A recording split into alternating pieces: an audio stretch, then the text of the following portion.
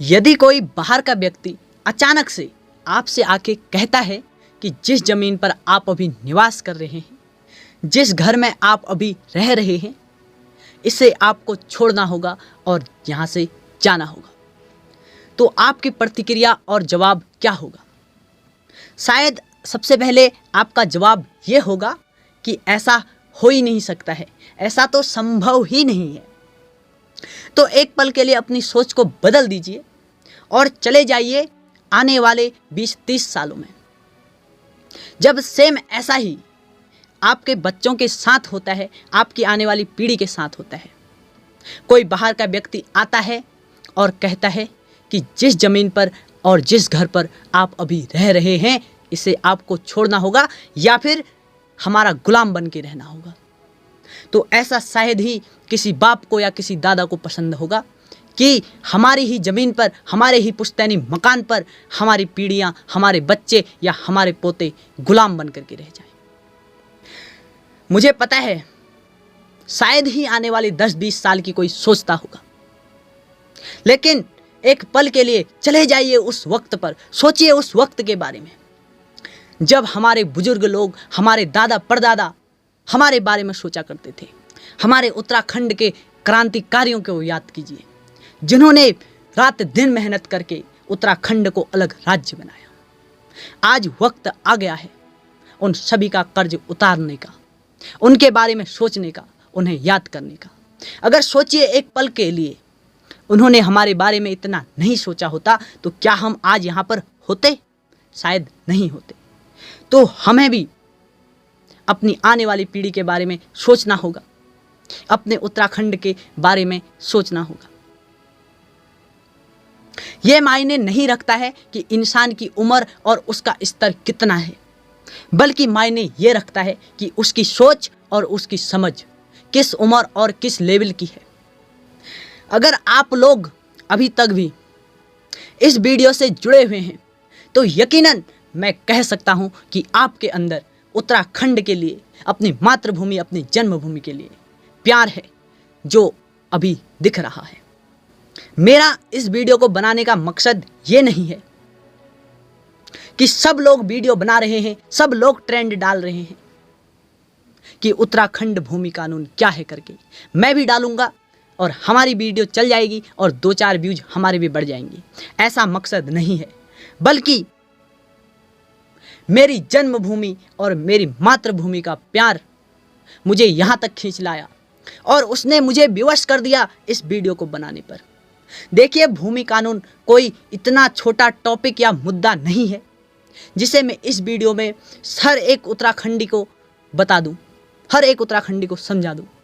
लेकिन इतना बड़ा टॉपिक भी नहीं है कि मैं आप लोगों को, अपने उत्तराखंड वालों को समझाने की कोशिश करूं और वो समझने की कोशिश करें और समझ न पाएं।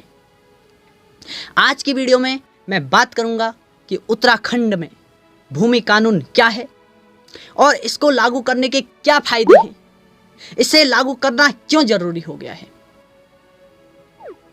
बस आगे वीडियो में बने रहिए, मैं पूरी चीजें आप लोगों के साथ डिफाइन करूंगा।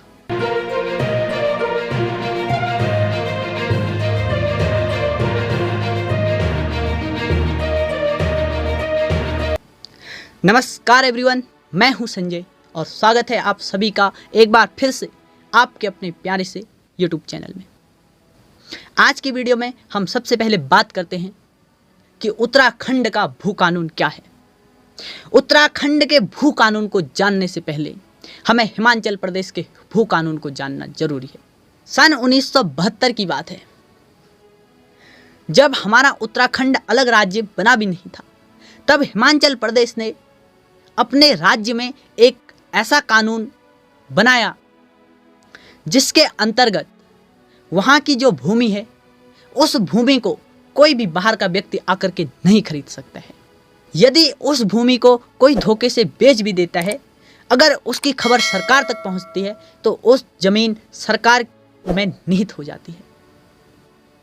उसके बाद सन 2007 में हिमाचल प्रदेश में जो ज़मीन थी, उसे खरीदने की जो क्राइटेरिया थी, उसे एक तरह से फिक्स किया गया कि जो पिछले कुछ सालों से, 5-10 सालों से यहाँ पर जो बाहर का व्यक्ति निवास कर रहा है वो इस ज़मीन को खरीद सकता है।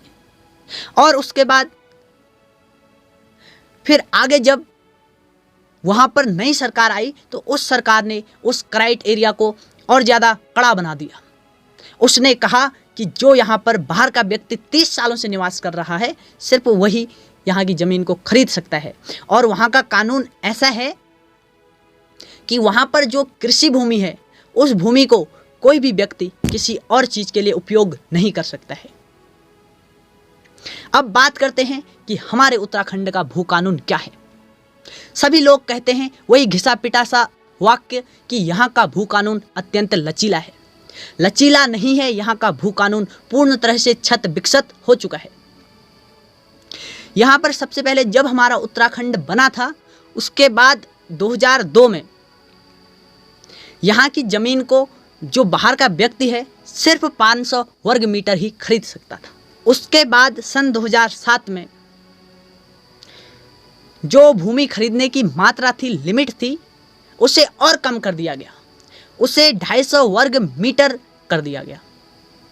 6 अक्टूबर 2018 में उत्तर प्रदेश जमींदारी विनाश एवं भूमि सुधार अधिनियम के अंतर्गत 1950 के संशोधन का विधेयक पारित किया गया, जिसमें धारा 143 क और धारा 154(2) के तहत यहाँ पर जो बाहर के लोगों द्वारा भूमि खरीदने की अधिकतम मात्रा थी उसे पूर्ण तरह से समाप्त कर दिया गया। यानी कि भारत के किसी भी कोने का कोई भी व्यक्ति यहाँ की कितनी भी ज़मीन को खरीद सकता है और उसे यूज कर सकता है। हाल ही में युवाओं ने सोशल मीडिया के जरिए भू कानून के मुद्दे को उठाया और इसके बारे में बातचीत की। अब मैं बात करता हूँ कि इस भू कानून को लागू न करने से कितने ज़्यादा नुकसान हैं। सबसे पहला, यहाँ का जो पर्यावरण है इसे लागू न करने से वो दूषित हो जाएगा। और दूसरी चीज़, यहाँ पर जो निर्धनता है वो बढ़ेगी। और तीसरी चीज़ ये है कि जो यहाँ पर कृषि करने वाली भूमि है वो अगर बाहर के लोगों के हाथ में चली जाती है तो हमारे जो उत्तराखंड का कृषि लेवल है वो अत्यंत कम हो जाएगा, ना के बराबर हो सकते हैं। और चौथी बात है कि जो हमारे उत्तराखंड की संस्कृति है वो विलुप्त होती जा रही है। तो इसलिए भू कानून को लागू करना अत्यंत ज़रूरी है ताकि हमारे उत्तराखंड का विकास हो, हमारे उत्तराखंड में अच्छे से कृषि हो सके, हमारी संस्कृति बची रहे और हम निर्धनता का सामना ना करें, हम अपने ही घर में अपनी ही भूमि में गुलाम बन करके ना रह पाएँ। ये चीज़ें हमारे हाथ में है कि हमें गुलाम बनना है या फिर मालिक बनना है। डिसाइड हमें करना है कि हमें किस तरह से रहना है और हमें क्या करना है। उत्तराखंड के भू कानून का मतलब ऐसा नहीं है कि बाहर का व्यक्ति यहाँ ना आए, लेकिन आए, रहन सहन भी करे, लेकिन जिस तरह से हिमाचल प्रदेश में करता है उस तरह से यहाँ भी करे।